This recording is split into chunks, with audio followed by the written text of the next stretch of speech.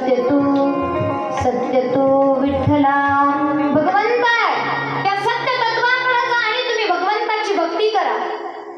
मुलाचं ऐकून आत्मदेव ब्राह्मण जंगलामध्ये निघून गेले, वनामध्ये निघून गेले आणि भगवंताची सेवा करू लागले. धुंदुकारी आपल्या घरामध्ये एकटा राहू लागला. गोकर्ण जो होता तो भगवत भक्त होता, भगवंताचा सेवक होता. मायबाप तोही त्या ठिकाणी भारत भ्रमण यात्रेसाठी निघून गेला. आता धुंदुकारी एकटाच घरामध्ये राहिला, पण धुंदुकारीचं जे जीवन होतं ते चांगलं नव्हतं. माणूस जर चांगला जगला नाही तर लोक त्याच्याकडे जात नाही. मायबाप संगत ही चांगल्याची करावी. तुकोबाराय म्हणताय, दुर्जनाची जर संगत केली तर तुम्ही दुर्जन घडता. ऐका, विंचू असतं महिला मंडळ, तुम्ही रानामध्ये शेतामध्ये जात असाल, विंचू जर आपल्याला भेटला तर तो म्हणतो का राम राम, बरं झाले मला भेटले, म्हणतो का? तो त्याचा गुणधर्म दाखवल्याशिवाय राहत नाही. तसंच आहे, वाईट माणसाच्या जर संगतीला गेला तर माणूस सुद्धा बनतो. जैसी विंचवाची नांगी तैसा दुर्जन सर्वांगी. मायबा धुंदुकारी वेश्येच्या संगतीमध्ये राहिला. 5 वेश्या त्याची संगतीमध्ये आहे. एक दिवस त्या वेश्या त्या धुंदुकारीला म्हणतायत, आम्हाला भरपूर असं धन दे. धुंदुकारी, घरचं धन संपलेलं आहे. पित्याने कमवलेली प्रॉपर्टी सगळी वेश्यांच्या पायी उडवून टाकली आणि आता चोरी करायला गेला. चोरी करून भरपूर धन आणलं आणि त्या वेश्यांना दिलं. 5 जणी ज्यावेळेस एकत्र आल्या त्यावेळेस त्यांनी विचार केला, या धुंदुकारीने जे धन आणलं ते राजाच्या घरून आणलंय आणि एक दिवस कोण चोर आहे म्हणून हे शोधण्यासाठी राजा या धुंदुकारीच्या घरी येईल. म्हणून आपण आता याला नष्ट करू. मायबा जिथं भगवंत नाही, ज्या मनात देव राहत नाही ते मन असंच आहे. त्या विषयाने त्या धुंदुकारीची अशी अवस्था केली, त्याच्या गळ्याला फास दिला आणि त्याला उडू लागल्या. जीव देहातून इतक्या लवकर जात नाही. तुम्ही पाहिलं असेल, एखाद्याचा जीव जर जात असेल, देहातून जर तो सोडित असेल, किती तडफड तडफड तडफड याला यातना होतात. हा धुंदुकारी तर दृष्ट आहे. चांगल्या माणसाचा जीव लवकर जात नाही, हा तर पिशाच आहे. त्याचाही जीव त्या ठिकाणी जात नाही. त्या वेश्यांनी जळता निखारा घेतला, जगता विस्तव घेतला आणि त्या धुंदुकारीच्या तोंडावरती ठेवला. मायबा त्या विस्तवाच्या आगीने तो धुंदुकारी मरण पावला. मृत्यू जर असा आला, माणूस मोक्ष तत्वाला जात नाही. गोकर्ण फिरत फिरत फिरत फिरत फिरत फिरत परत तुंगभद्रा नदीच्या किनारी आपल्या घरी आले. रात्री गावामध्ये प्रवेश केला, अंगणामध्ये झोपले. रात्रीची वेळ आहे. रात्रीच्या वेळी धुंदुकारी पिशाचाचं रूप घेतलेलं आहे, कारण त्याला मोक्ष कोण देणार? गोकर्णाने भरपूर पिंडदान केले पण तरीही त्याला मोक्ष मिळाला नाही, कारण आयुष्यामध्ये पापकर्म भरपूर झालं. माणूस पुण्य पापकर्म विसरतो आणि पुण्य लक्षात ठेवतो. शास्त्र असं सांगतं, पाप लक्षात ठेवा म्हणजे आपल्याकडून पुण्य घडत जाईल. जीवनामध्ये आपल्याला जर पिशाच व्हायचं नसेल तर कधीतरी भगवंताची सेवा करा.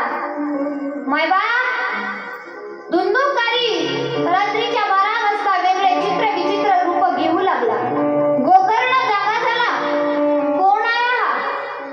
कधी भूत होतोय, कधी राक्षस होतोय, कधी जनावर होतोय, कधी मनुष्य होतोय.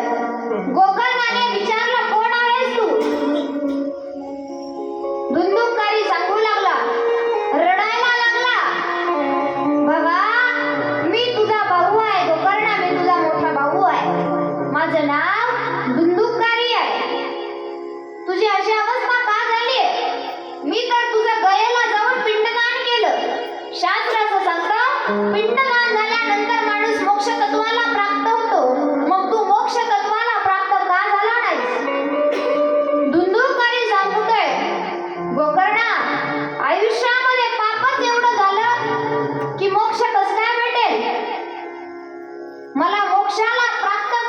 मला भगवंता तत्व जवळ ने.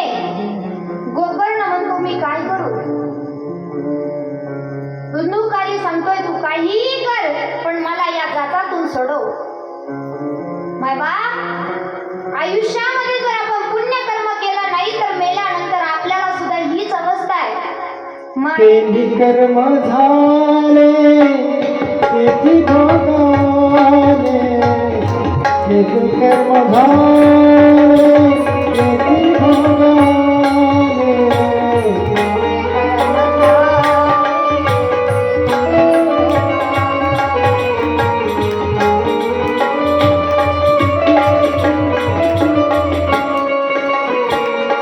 उपजले